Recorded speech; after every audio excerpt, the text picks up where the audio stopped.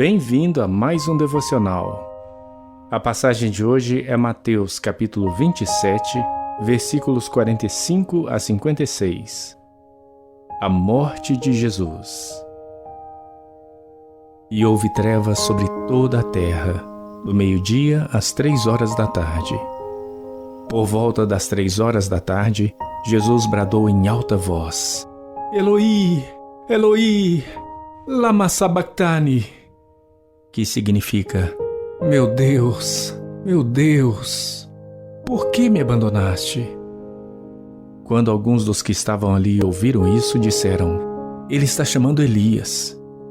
Imediatamente, um deles correu em busca de uma esponja, embebeu-a em vinagre, colocou-a na ponta de uma vara e deu-a a Jesus para beber. Mas os outros disseram: deixem-no, vejamos se Elias vem salvá-lo. Depois de ter bradado novamente em alta voz, Jesus entregou o Espírito. Naquele momento, o véu do santuário rasgou-se em duas partes, de alto a baixo. A terra tremeu e as rochas se partiram. Os sepulcros se abriram e os corpos de muitos santos que tinham morrido foram ressuscitados. E saindo dos sepulcros depois da ressurreição de Jesus, entraram na cidade santa e apareceram a muitos. Quando o centurião e os que com ele vigiavam Jesus viram o terremoto e tudo o que havia acontecido, ficaram aterrorizados e exclamaram: verdadeiramente, este era o Filho de Deus.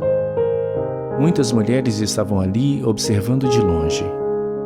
Elas haviam seguido Jesus desde a Galileia para o servir. Entre elas estavam Maria Madalena, Maria, mãe de Tiago e de José, e a mãe dos filhos de Zebedeu.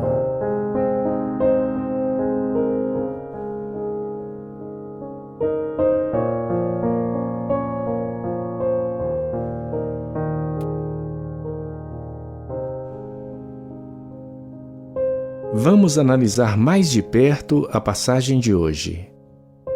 O que há de tão bom na sexta-feira em que Jesus sacrificou sua vida por nós? A resposta é tudo.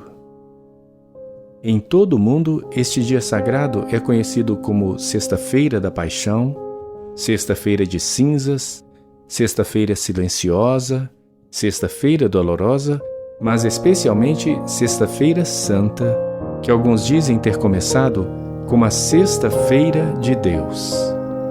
Sim, certamente foi, e é, e sempre será. Na Dinamarca, este dia chama-se Sexta-feira Longa, um nome apropriado para as horas brutais que se estendiam do nascer ao pôr do sol, do espancamento e sepultamento de nosso amado Senhor Jesus. No entanto, foi a vontade de Deus esmagá-lo e moê-lo. De todas as verdades poderosas encontradas na Bíblia, esta deve nos deixar prostrados. Deus, o Pai, nos ama o suficiente para sacrificar seu único Filho, porque a morte expiatória de seu Filho traria salvação a todo aquele que crê. Isso significa salvação para você e para mim, e para todos os que o reconhecem como Salvador e Senhor. Não apenas Deus Pai estava disposto a sacrificar seu Filho, o Filho também estava disposto a se sacrificar. Nossa impressionante dívida de pecado, passado, presente e ainda por vir, foi totalmente paga quando Jesus se colocou no lugar escuro do pecado, no poço da transgressão. Separado de seu Pai, ele foi abandonado por nossa causa. E por causa do seu sacrifício, na primeira Sexta-feira Santa, a graça se derramou como água viva, trazendo o dom do perdão a um mundo ferido, moribundo, cheio de pecado e afastado de Deus. Diante da iminente traição, abandono, tortura e morte, Jesus havia dito a seus discípulos que seria ressuscitado dos mortos. Não havia dúvida em sua mente e não deve haver dúvida na nossa. Ele morreu agonizantemente nas mãos dos homens, e ressuscitou vitorioso nas mãos de Deus, derrotando a morte e abrindo caminho para que seus seguidores fizessem o mesmo. Esta é uma garantia vitalícia escrita pelo sangue do Cordeiro. Visto que Jesus fez tudo o que o Senhor planejou, podemos ter certeza de que os planos do Senhor se concretizarão por toda a eternidade.